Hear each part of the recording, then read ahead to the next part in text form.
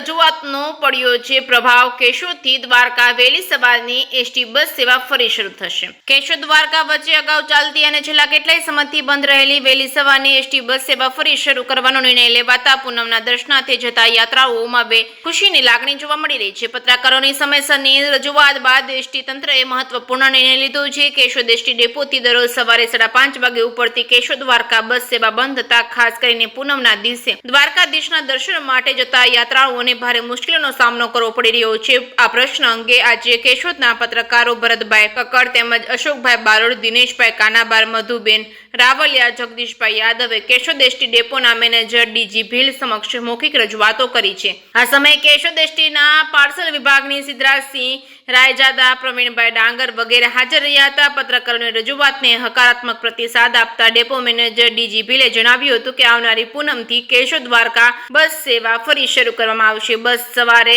5:30 વાગે કેશોદથી ઉપડશે। સવારે અંદાજે 10 વાગ્યા બાદ દ્વારકા પહોંચશે। બપોરના 2 વાગે દ્વારકાથી પરત કેશોદ તરફ રવાના થશે। આના નિર્ણયથી દ્વારકાધીશના દર્શન માટે જતા યાત્રાળુઓને સીધી અને અનુકૂળ બસ સેવા ઉપલબ્ધ બનશે। પત્રકારોની લોકહિતની રજૂઆતના કારણે લાંબા સમયથી ચાલતી મહત્વની સમસ્યાનો ઉકેલ આવતા યાત્રાળુઓ તેમજ સ્થાનિક નાગરિકોમાં સંતોષ અને આનંદની લાગણી જોવા મળી રહી છે। જે કે સિંગુદા સાથે રાજુ પંડ્યા, કેશોદ।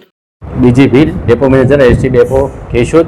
આજરોજ પત્રકારોની માંગણી અને આસ્થાને ધ્યાને રાખી દર પૂનમે કેશોદ ડેપો દ્વારા કેશોદ દ્વારકાની એક્સ્ટ્રા બસો ફાળવવામાં આવશે, જે ખાસ જનતાને લાભ લેવા અને પત્રકારોને પણ વિનંતી કે વધારેમાં વધારે સ્પ્રેડ કરે અને આ બસના રેગ્યુલર પેસેન્જરો ટ્રાવેલિંગ કરે એવા સાથે અપેક્ષા સાથે જય હિન્દ।